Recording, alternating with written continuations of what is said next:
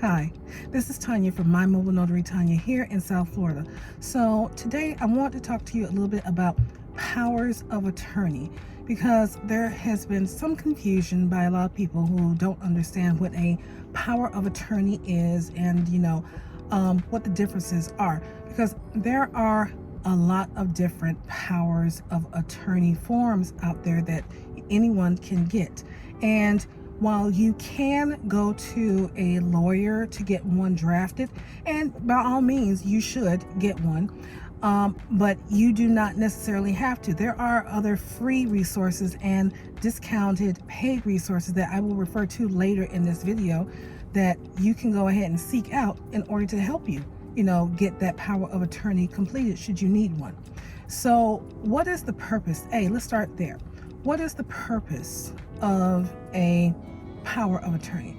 So technically the power of attorney is supposed to give someone else, the grantee, power over you should you become incapacitated. So they would have the power to go ahead and make financial decisions on your behalf, should you become incapacitated, or they should be able to make medical decisions for you should you become incapacitated.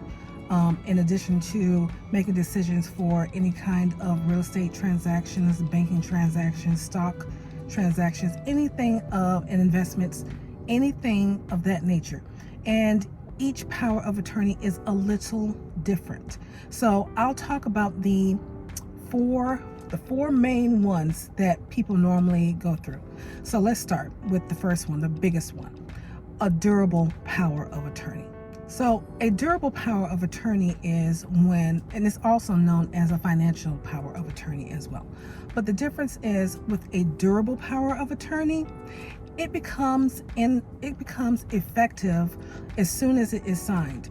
And it remains in effect even if the person is incapacitated, due to injury, hospitalization, mental illness, anything of that sort. Okay. Now, here in the state of Florida, for a durable power of attorney and any type of power of attorney, the statutes state that in order for it to become valid and legal and binding, it has to have two witnesses in addition to the grantor, which is the person who is signing, who's giving over their power, and it has to have the grantee signing, which is the person, or aka the attorney in fact, also sign. They have to sign in the presence of a notary public, okay, who has to watch them sign it and has to notarize it.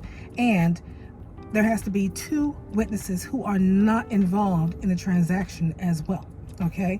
So in total, you are going to have, including the notary, you're going to have a total of 5 people involved in this, okay? So you need 2 witnesses, the grantor and the grantee, and the notary public. And the document does have to be notarized. So everybody's signature does have to be notarized as well, okay? So that is the difference with a durable power of attorney. And that is the biggest one and the main one that most people get. And it helps you with a lot of financial decisions should you become incapacitated. So let's go over some of the other 2 that are very similar but are not necessarily used quite as much. Okay, so the next one is a general power of attorney, and that one as well is a financial one. So that one gives the attorney, in fact, the power to make financial decisions over you should you be just unavailable. Not that you become incapacitated, but should you become unavailable. So let's say that you're traveling and you need someone here in Florida to handle your transactions because you're selling a home or you're selling a business, and you need somebody to make those signatures on your behalf, and they have to be here. Okay, well, that's where an attorney in fact would step in using a general power of attorney for you. And again, this is only for financial pieces. So whether you're doing stocks and bond transactions, investments, real estate transactions, that's where this type of power of attorney would come into effect. it does not last should you, the principal, the grantor, become incapacitated. So should you become incapacitated, you become hospitalized, you get injured, anything of that nature, that power of attorney becomes null and void. It cannot be used. And once again, with this, you still need to have 2 witnesses, as well as your attorney in fact and the principal, who is going to be the signer, sign that in front of a notary, and it has to be notarized by the notary. Everybody's signature has to be notarized by the notary. Okay, so that's the second one, a general power of attorney. So the third one is a limited power of attorney. And again, this one is dealing with, finances and certain legal transactions too. But it is, as the name states, limited. So it is only giving the attorney in fact a limited amount of power. So they are only limited to either doing transactions or, acting on your behalf for certain transactions, and only for a specified time. So when you get the form of a limited power of attorney, you will notice that you will have to select which powers you want to give that attorney in fact. And you'll also have to designate the time frame. So it could be anywhere from a day, a month, a year, a couple of years, whatever it is. So this is only for a limited time type of power that you're granting someone else. Okay. And once again, just like with the general power of attorney, once you become incapacitated, that limited power of attorney is null and void. And just like with the general power of attorney and the durable power of attorney, it requires you to have a notary present, and it has to have 2 witnesses, as well as the attorney in fact and the principal, all sign in front of the notary, and the document has to be notarized with everyone's signature. Okay, so that's the third one. Okay, so now the fourth type of power of attorney, most people will know as the medical power of attorney. And here in Florida, it has several different names. So it's called a medical power of attorney. Some people also recognize it as a durable healthcare power of attorney. It's also known as an advanced healthcare directive as well, or a healthcare for surrogacy. All that is saying is that, and they're all the exact same. They're just different names for it.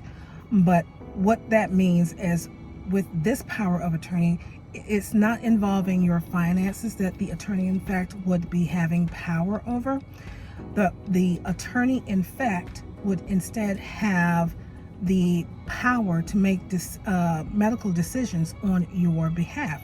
Should you become incapacitated, or should you just grant them that power? Okay, so that's what this is. So most people, think that, you have to have money in order to have a power of attorney, and that is not the case. In a lot of these cases, most people, because you don't know what's going to happen to you in the future, need a medical power of attorney, because they could get sick, they can get injured, they can get incapacitated. A lot of the hospitals will say this person needs to be sedated, or they're in a coma, or something has happened, and somebody needs to make a decision right then and there for them on their behalf on what type of treatments that they are getting. And the last thing that you want, even if you do not have the money, is you do not want someone else that you do not know making those decisions about your future, your healthcare future for you.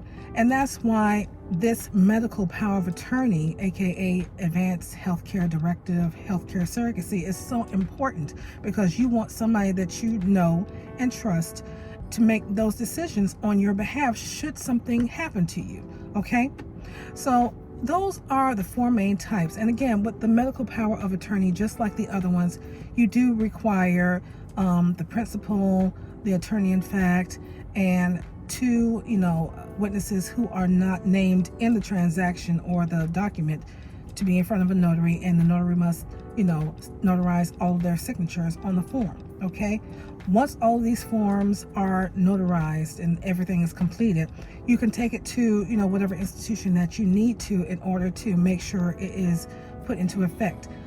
These forms are not recorded, in the county records, such as the Broward County Clerks or the Palm Beach County Clerks or Miami-Dade County Clerk's Office. They're not recorded there. You make copies of them and you send them to, the hospitals, your banking institutions, any kind of investment firms should it need be, any real estate firms or title and escrow, whatever needs to be done in order to show proof that that attorney in fact is taking over on your behalf at such time. Okay. Now, I hope this was helpful for you guys. And, I hope to have more information on some of the forms that notaries normally do complete. And, like I said before in the previous video, excuse me, but a lot of times, people will get very upset. In my experience, people have come to me and told me they're very upset with their bank because they didn't notarize their form, and they're a long-time customer, neither with UPS, and they didn't know what to do.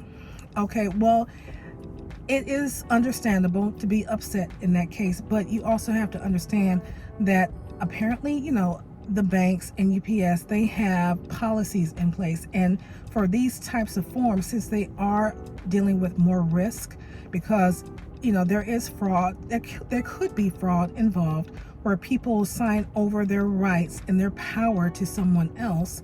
And, especially if they're under duress or not mentally sound, someone could easily, use them and have them sign over their rights, financial, whether it's medical, over to them, and they're used, So the banks and, UPS, those types of institutions, they really don't want to take on that kind of risk, and they would prefer if you, the person who is granting this power to the attorney in fact, find somebody, a third party, to be involved. They really don't like to do that. So that's one of the reasons. They do not like risk. They do not want to take it on. They want to deal with, just normal day-to-day transactions, and they don't want to get too involved in that and have their name put on something that they don't want to risk their employees and staff to. So I hope this was helpful. With these forms, you can either go to some free resources that I have in the description down below, or you can go to some of the discounted paid places that I have down below, such as like Rocket Lawyer and things of that such. So let me know if you still have questions or if there are any suggestions for future videos that you'd like me to make. Okay. I'm in South Florida, and if you do need a mobile notary, to come to you, or you want to talk to me, my information's down below. Please call me or text me or even email me. I hope to talk to you soon.